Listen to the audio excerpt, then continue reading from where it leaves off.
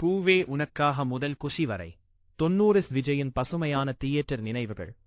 இந்த பதிவில் 90களின் இளைய தளபதி என்றும் இன்று 2K கிட்ஸ்களால் தளபதி என்று கொண்டாடப்படும் விஜய் அவர்கள் நடித்து மாபெரும் வெற்றி அடைந்த எனக்கு மிகவும் பிடித்த சில படங்களின் இனிய ஞாபகங்களை உங்களுடன் பகிர்ந்து கொள்கிறேன்.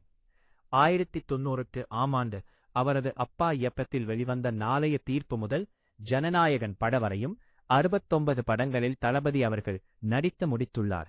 இதில் நான் ஏறக்குறைய 50க்கும் மேலான படங்களை தியேட்டரில் மட்டுமே கண்டு ரசித்திருக்கிறேன் என்று ஒரு விஜய் ரசிகனாக இங்கு குறிப்பிட்டுக் கொள்கிறேன். இதில் ஒரு முக்கியமான குறிப்பிடப்பட வேண்டிய விஷயம் என்னவென்றால், அவர் நடித்துள்ள 69 படங்களில் ஒரு சில படங்களை இதுவரையில் நான் தியேட்டரில் அல்லது டிவியில் பார்க்கவில்லை, மிஸ் செய்துவிட்டேன். நான் பார்க்காமல் மிஸ் செய்த படங்களின் பெயர்களை இந்த பதிவின் முடிவில் உங்களுடன் பகிர்ந்து கொள்கிறேன். அதுபோல நீங்களும் இளைய தளபதி விஜய் அவர்கள் நடித்த தவறுகளை மிஸ் செய்த படங்களை கமெண்டாக இஞ்சித்தாலை பதிவு செய்யுங்கள். விஜய் நடித்த படங்கள் என்னை கவர்ந்ததற்கு முக்கியமான காரணமாக அமைந்தது அவருடைய நளினமான, கியூட்டான, வேகமான நடனங்கள். அவர் பல நடன இயக்குநர்களுடன் இணைந்து பல பாடல்களில் ஆடியுள்ளார். அந்த நடனங்கள் சூப்பர் பாஸ்ட் ஆகவும் கியூடாகவும் இருக்கும். அவருடைய பல படங்களின் வெற்றிக்கு பெரும் உறுதுணையாக இருந்தது அவருடைய படத்தின் பாடல்கள். ஆம், குறிப்பாக 3 இசையமைப்பாளர்கள் மிகப்பெரிய வெற்றி பாடல்களை அவருக்கு கொடுத்துள்ளார்கள். இங்கு ஒரு விஷயத்தை நான் பதிவு செய்ய விரும்புகிறேன். அது என்னவென்றால், ஒரு மனிதன் அவனுடைய வாழ்க்கையில் முன்னேறுவதற்கும் அவன் சார்ந்திருக்கும் தொழில்துறையில் பல வெற்றிகளை குவிப்பதற்கும் அந்த மனிதனுடைய தன்னம்பிக்கையும் விடாமுயற்சியும் மிக முக்கிய பங்கு வகிக்கிறது.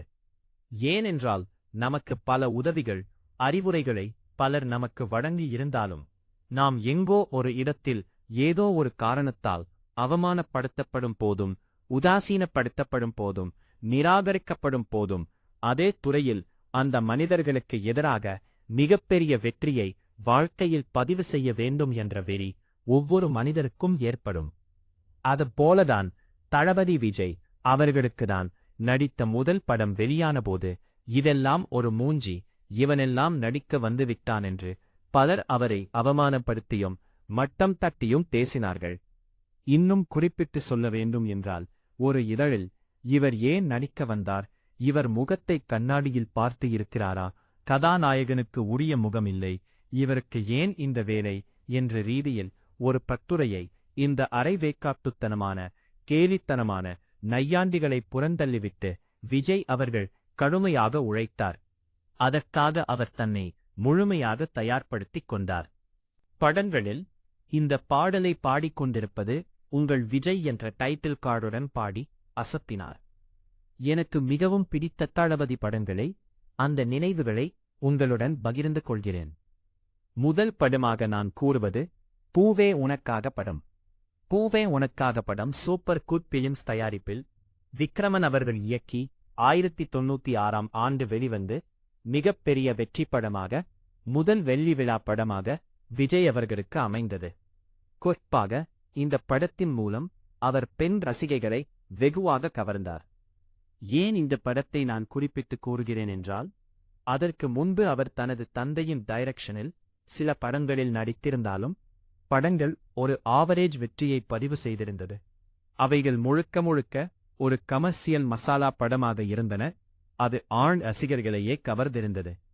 அனைத்து தரப்பு ரசிகர்களையும் கவர்ந்த படமாக பூவே உனக்காக படம் அமைந்தது. இந்த படத்தை எங்கள் புதுச்சேரி பீச் ரோடு அருகாமையில் அமைந்திருந்த அஜந்தா தியேட்டரில் பார்த்த ஞாபகம் இன்றும் என் மனதில் பசுமையாக நிறைந்துள்ளது. ஏனென்றால், இப்போது அந்த தியேட்டர் அங்கு இல்லை. இதுபோல் நீங்கள் உங்கள் ஊரில் எந்த தியேட்டரில் இந்த படத்தை பார்த்தீர்கள் என்ற ஞாபகம் உங்களின் மனதில் இருந்தால் அந்த தியேட்டரின் பெயரை பதிவிடவும். மற்றும் இந்த படத்தின் வெற்றிக்கு மிகப்பெரிய காரணமாக அமைந்தது S.A. ராஜ்குமார்.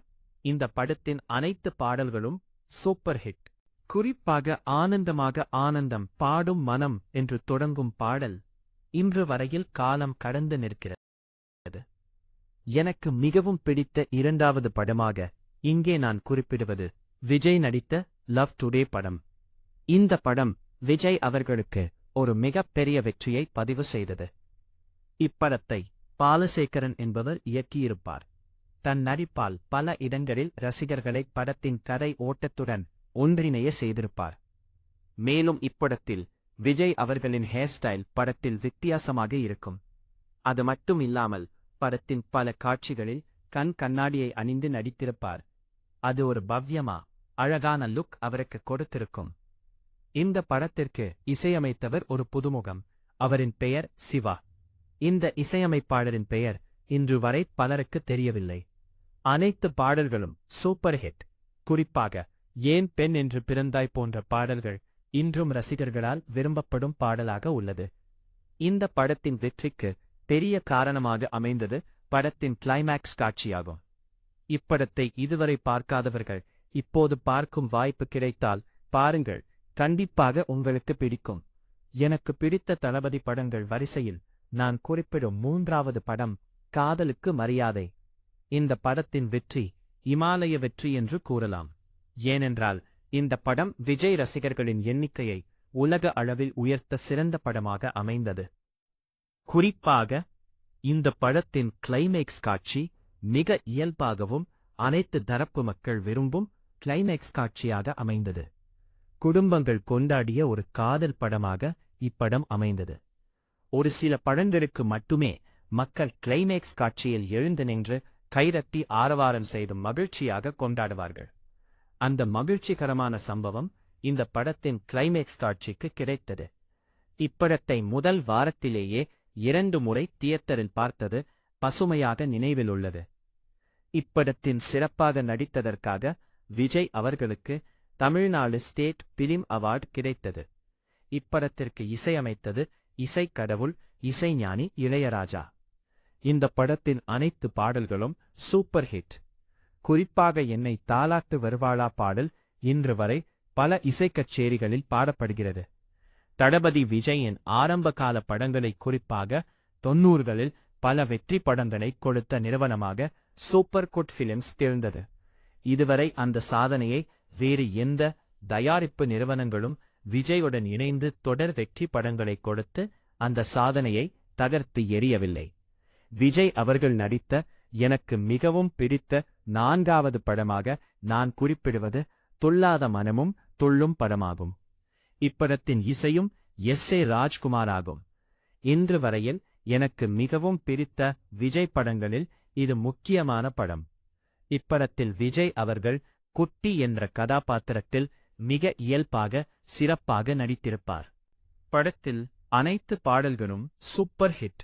அதிலும் குறிப்பாக இன்னிசை பாடிவரும் இளம் காற்றுக்கு மற்றும் 20 கோடி நிலவுகள் சேர்ந்து பெண்மை போன்ற பாடல்கள் இன்று வரை என்னுடைய ஃபேவரிட் சாங்களில் ஒன்று.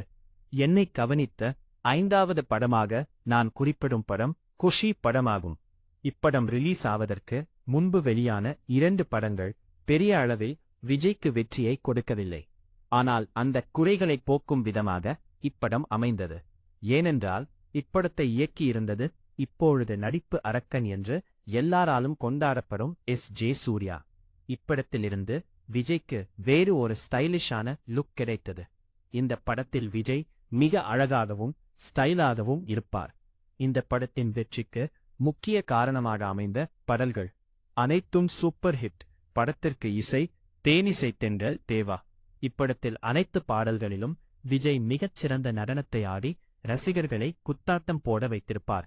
நம்ம தளபதி விஜய் அவர்கள் நடித்து இதுவரை நான் முழுமையாக தியேட்டரில் அல்லது டிவிலோ இதுவரை பார்க்காத படங்களை உங்களுக்குடன் பகிர்ந்து கொள்கிறேன் என்று இப்பதிவின் தொடக்கத்தில் கூறியிருந்தேன் அல்லவா? அதில் நான் மிஸ் செய்த படங்களின் பட்டியல் நாளைய தீர்ப்பு, ராஜாவின் பார்வையில், சந்திரலேகா, வசந்தவாசல் ஆகிய படங்களாகும். இதில் ராஜாவின் பார்வையில் படத்தில் தளபதியும் தலையும் சேர்ந்து நடித்திருப்பார்கள். இங்கே நான் குறிப்பிட்ட அனைத்து படங்களும் இளைய தளபதியை தளபதியாக மாற்ற பெரும் பங்கு வகித்த படங்களாகும். இப்படிக்கு அன்புடன் எஸ். சரவணன், புதுச்சேரி.